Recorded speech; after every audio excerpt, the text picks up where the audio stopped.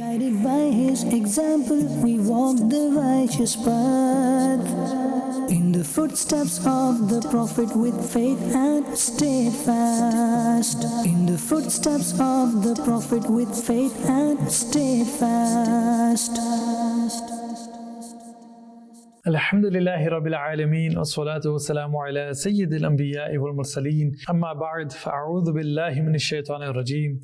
Bismillahir Rahmanir Rahim. As-salatu wassalamu alayka ya Rasulullah wa ala alika wa ashabika ya Habibullah. As-salatu wassalamu alayka ya Nabiyallah wa ala alika wa ashabika ya Nurullah.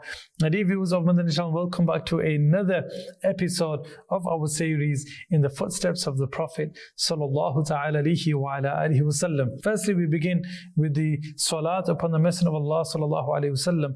Rasulullah sallallahu ta'ala alayhi wa ala alihi wa sallam has stated, "Man salla alayya salatan wahidatan sallallahu alayhi ashra," that he who recites salat upon the Messenger of Allah sallallahu ta'ala alayhi wa ala alihi wa sallam once, then Allah subhanahu wa ta'ala bestows 10 blessings upon that person. Sallu ala al-habib sallallahu ta'ala ala Muhammad sallallahu ta'ala alayhi wa ala alihi wa sallam. My dear viewers, you should make it a regular habit to send salawat upon the greatest of all mankind, the peace of our hearts and our minds, the most generous and kind, the last and final Prophet and Messenger of Allah subhanahu wa ta'ala sallallahu ta'ala alayhi wa ala sallam, in abundance, inshallah azza wa jal. It would bring about so much barakah within your lives. And alhamdulillah, within this series we are also performing the dhikr of the Messenger of Allah sallallahu alayhi wa sallam. We hear about his blessed life, about the blessed biography of the Messenger of Allah sallallahu ta'ala alayhi wa ala sallam. Previously we heard about the journey known as Al-Isra, the journey from Makkah al-Mukarramah to Al-Quds al-Sharif in modern day Greater Syria. So it's in modern day Palestine, and it was known as Asham, which is Greater Syria, which includes Syria, Lebanon, Jordan, as well as Palestine, as well as Palestine. MashaAllah azza wa jal. All those 4 countries, that is, they make up Asham during the time of the Messenger of Allah sallallahu alaihi wasallam, and this is where he traveled to, and this now we find within Jerusalem in Palestine, that is. So the Messenger of Allah sallallahu ta'ala alaihi wa sallam, he traveled there. This journey was known as the Al-Isra, when the Messenger of Allah sallallahu alaihi wasallam, his chest was cut open when he was approached by Sayyidina Jibreel alayhi salatu wasalam.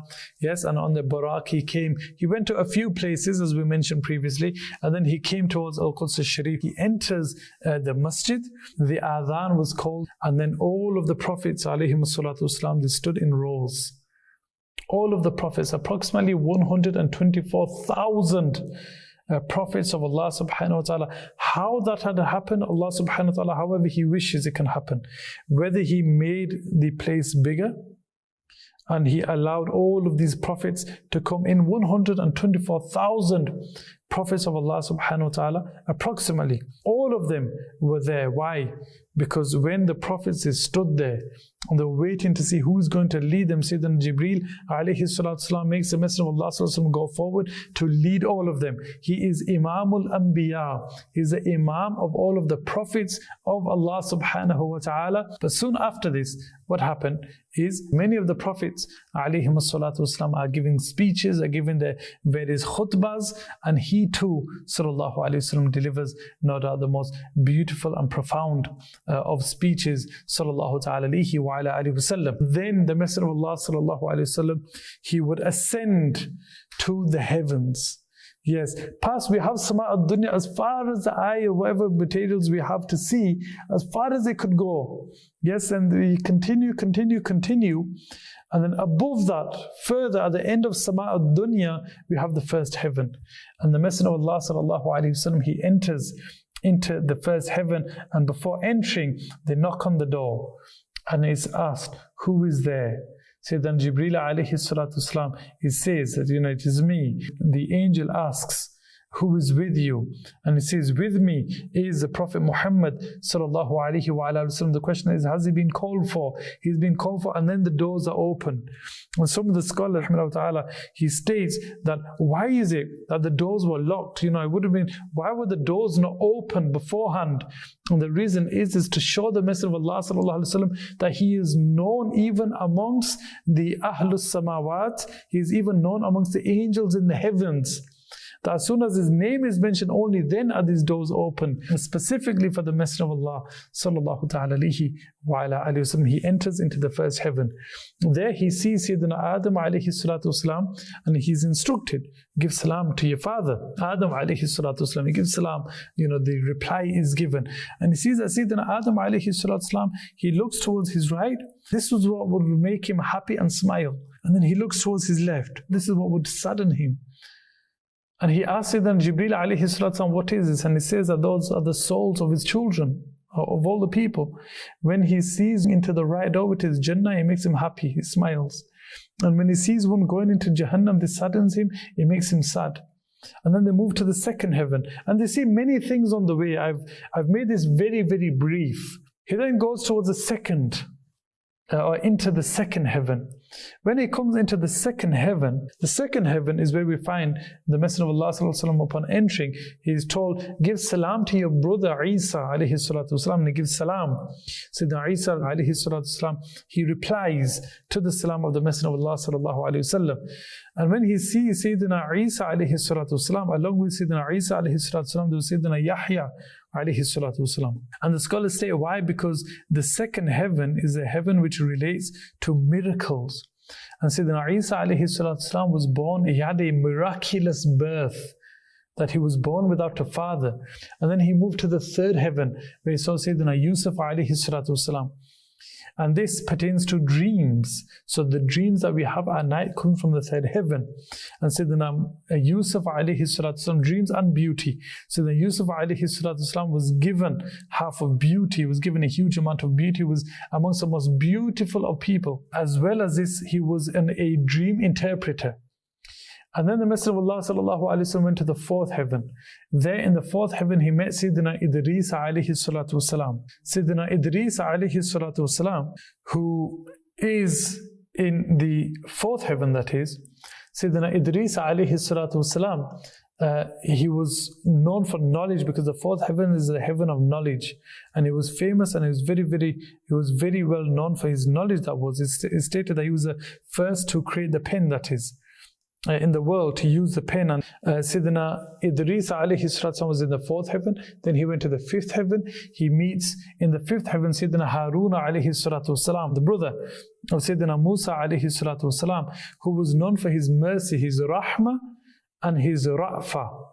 He was so merciful to the people that even his enemies had loved him due to his extensive mercy that he possessed. And then he moves to the sixth heaven, where we see Sayyidina Musa alayhi salatu wasalam. And then he goes to the seventh heaven, where he meets Sayyidina Ibrahim alayhi salatu wasalam, who says to the Messenger of Allah sallallahu alaihi wasallam to give salam. Sayyidina Ibrahim alayhi salatu wasalam is a father of the monotheistic religions. Sayyidina Ibrahim alayhi salatu wasalam, he was, when the Messenger of Allah sallallahu alaihi wasallam, he met him, he was reclining against the Bayt al-Ma'mur. What is the Bayt al-Ma'mur? It's like we have the Ka'bah al-Musharrafa on earth, and the Muslims, they circumambulate, they perform tawaf around the Ka'bah al-Musharrafa. In the first heaven, and then the second heaven, third, fourth, fifth, sixth, seventh, we have Bayt al-Ma'mur, where the angels perform tawaf around the Bayt al-Ma'mur. This is where Sayyidina Ibrahim alayhi salatu wasalam was sitting. And then he moves past this, and he goes to past the seventh heaven, where on top of the seventh heaven we have the Sidratul Muntaha, and that it was the limit of Sayyidina Jibreel alayhi salatu wasalam. He could not go past the Sidratul Muntaha, the tree of the furthest point, that is, because nothing material which is beneath the tree can ascend beyond the tree. And nothing which is beyond the tree can come below the tree. That's why it's known as Muntaha, the limit, the end limit, that is. Except the Messenger of Allah sallallahu alaihi wasallam. Why? Because with the permission of Allah subhanahu wa ta'ala, he allowed the Messenger of Allah sallallahu alaihi wasallam to even go past the Sidratul Muntaha. Some people state that the journey of the Mi'raj was the Messenger of Allah sallallahu alaihi wasallam meeting Sayyidina Jibreel. No, it was much more than Sayyidina Jibreel alayhi salatu. Why? Because Sayyidina Jibreel came to the court of the Messenger of Allah sallallahu alaihi wasallam. So then you have various stages. Some would say it's a mustawa, the place, and then it's the Arsh of Allah subhanahu wa ta'ala. Now the Arsh of Allah subhanahu wa ta'ala is the greatest in size of the creation of Allah subhanahu wa ta'ala. The Messenger of Allah sallallahu alayhi wasallam, he comes to the Arsh, and so the Messenger of Allah sallallahu alayhi wasallam then continues. And the ending of the Arsh of Allah subhanahu wa ta'ala is also the ending of space. Yes, because we believe that space and time, of course, is created by Allah subhanahu wa ta'ala. When space ends, and of course it must have an ending. Yes, and the ending of the Arsh is where space also ends. And the Messenger of Allah sallallahu ta'ala alayhi wa sallam went towards and beyond this, subhanallah, where he sees Allah subhanahu wa ta'ala whilst being awake, not in his dream. Whilst being awake, he sees Allah subhanahu wa ta'ala with his very own eyes. He sees Allah subhanahu wa ta'ala and he has kalam. He speaks to Allah subhanahu wa ta'ala directly. And there were many secrets shared, many secrets given to the Messenger of Allah sallallahu ta'ala alayhi wa alihi wa sallam. Some of them were shared with the people, others were not shared. And Sayyidina Abu Dharr Ghifari and Sayyidina Imam Ahmad bin Hanbal and many other great companions and tabi'un and great ai''imma, that is, they all state that the Messenger of Allah is from our aqidah, from our belief. The Messenger of Allah sallallahu alayhi wasallam, he saw Allah subhanahu wa ta'ala, and he was given many things, and one of the greatest gifts was the gift of salah. This was initially 50 prayers. The Messenger of Allah sallallahu alaihi wasallam, he's coming back down, and he comes towards the 7th heaven. Yes, no problem. He comes towards the 6th heaven. Sayyidina Musa alayhi salam stops him. Sayyidina Musa says that your ummah will not be able to perform 50, ask for it to be decreased. And some of the scholars state that is also so that the Messenger of Allah sallallahu alaihi wasallam gets to return to Allah subhanahu wa ta'ala. And another thing we must keep in mind is that we do not believe Allah subhanahu wa ta'ala is open. We do not point upwards and say Allah ta'ala is open. No, there's no direction to a point to Allah subhanahu wa ta'ala. Because if I'm here on this side of the earth and the earth is round, I point up, and another person on the other side of the earth, he points up too. It doesn't make no sense, does it? Yes? No. Allah subhanahu wa ta'ala, direction by pointing, this denotes upon direction. And direction denotes upon space. And Allah subhanahu wa ta'ala is free from his own creation, time and space. He's free from time and space. So the Messenger of Allah sallallahu ta'ala alayhi wa sallam, again he has to go beyond space, that is. He goes out of space, he goes beyond space. And the Messenger of Allah sallallahu ta'ala alayhi wa sallam again asks Allah ta'ala for this to be reduced to 45. And then he comes back, reduced to 40, to 35, 30, 25, 20, 15, 10, and then 5. And Sayyidina Musa alayhi salam again when he returns. So Musa alayhi salam says again, no, decrease him. Rasulullah says no. I said, I cannot go again and ask Allah subhanahu wa ta'ala to reduce him.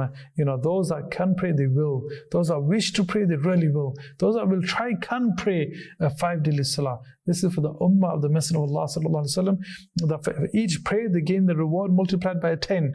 So if they're to read their 5 daily prayers, they gain the reward of having read and performed 50 prayers each and every single day. And then the Messenger of Allah sallallahu alaihi wasallam, he continues on this journey. He comes back. Remember, all of this took part, the entire journey, within a moment's part of the night. It's said about a branch moving, and that branch had only just moved when the Messenger of Allah was back too.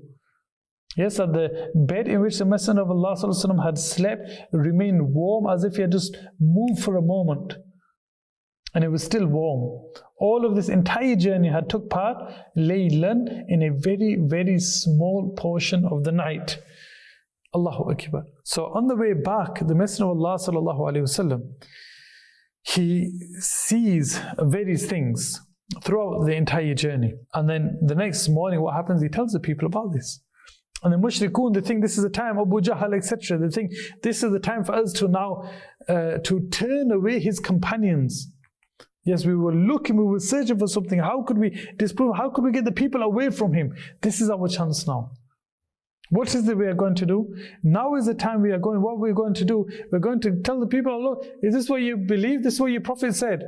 That he traveled from Mecca to Al-Quds to Jerusalem, which is a 3-month journey. And he did this all with last night? Did all this last night? And not just that. He says he traveled to the heavens, 1 heaven, 2nd, 3rd, for all of the heavens. And then he came back too, all in one night. Allahu Akbar. How could he believe this? Of course he can't believe. It's impossible to do. So now accept that. No, he's not the truthful Prophet. Astaghfirullah. This is what they would try to do. They try to turn the people away from the Messenger of Allah sallallahu alaihi wasallam. And they come to Abu Bakr Siddiq radhiyallahu anhu. And they say to Sayyidina Abu Bakr Siddiq radhiyallahu anhu, they say that, do you believe that he went just last night all the way to Jerusalem and he returned before morning? He did all of this in the night. Sayyidina Abu Bakr Siddiq radhiyallahu anhu, he says, أَوَقَالَ ذَلِكَ, is it he who said this? Is it he who said this? And they say, yes, it is him who said this. لَإِنْ قَالَ ذَلِكَ لَقَدْ صَدَقَ. If it is he who said this, and indeed he has spoken the truth. Sayyidina Abu Bakr Siddiq radhiyallahu anhu, you know, okay, he's doing this and then he's doing this and then, is he who said that? Yes, he said that. Then if it's he who said that, that's good enough to me. This was the iman, this was the faith. This was the faith of Sayyidina Abu Bakr Siddiq radhiyallahu ta'ala. And then the Quraysh, they tried questioning him. They said, oh, okay, so you went to Al-Aqsa, then tell us then, you know, how many doors does it have? And the Messenger of Allah didn't go there to count the doors, or to count the windows, or to count this, or to count the pillars. And Allah subhanahu wa ta'ala brought it before him, a form of it. So he was able to look at it before him. He was able to look at Al-Aqsa before him, and he was able to answer all the questions. How many pillars? This many pillars. How many windows? This many windows. How many doors? This many doors. Of course, it's a miracle. Yes? And then they found out, oh, all of this is true. What do we do now? So, okay, some of our people are coming. Yes? Some of our people are coming. How far are they? He says, oh, they'll be coming in this much time. Now, just wait a few nights and that's it, they're here. And when they come, oh, and then the Messenger of Allah says, okay, did this happen to your camel? Did you lose this load? And to another group, or did you guys see your water? Did your water go missing? Why did he drink the water? To show them that he was there, as evidence that he was there. So when they came, they said, yes, we lost our camel, we went running for it, and when we returned, somebody had drunk our water, there was nobody there. We thought, this is impossible, there's no way this could happen.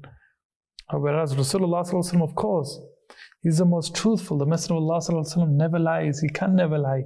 The Messenger of Allah was Sadiq, and he was also Al-Amin sallallahu ta'ala alayhi wa ala alihi wasallam. My dear viewers of Madani Channel, this was a brief background. Remember, there were many other things that the Messenger of Allah had seen and had experienced during, and this was the greatest miracle of the Messenger of Allah sallallahu ta'ala alayhi wa ala alihi wasallam. And he had seen many things too. He had seen many things, but to keep it, just to be able to mention an entire story, I've just kept it very brief, inshallah azza wa jal. So the next episode we can move on.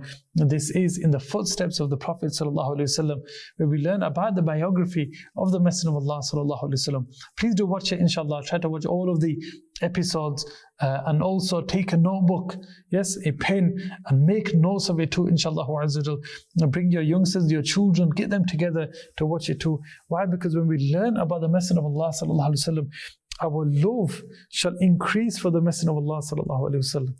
And remember, لا يؤمن أحدكم حتى أكون أحب إليه من والده وولده والناس أجمعين. That none of you can become true believers until you love the Messenger of Allah sallallahu alaihi wasallam more than yourselves, more than your children, more than your parents, more than everybody. Yes, so love for the Messenger of Allah sallallahu alaihi wasallam is key. How can we develop that love?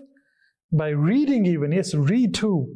And listen to, learn about the biography of the Messenger of Allah sallallahu ta'ala alayhi wa ala alihi wa sallam. Join us for our next episode, inshallah azza wa jal, for more on the biography of the Messenger of Allah sallallahu alayhi wa sallam, more of in the footsteps of the Prophet. That's all for now. See you next time. Sallu ala al-Habib sallallahu ta'ala ala Muhammad sallallahu ta'ala alayhi wa ala alihi wa sallam. Guided by his example, we walk the righteous path. In the footsteps of the Prophet with faith and steadfast. In the footsteps of the Prophet with faith and steadfast.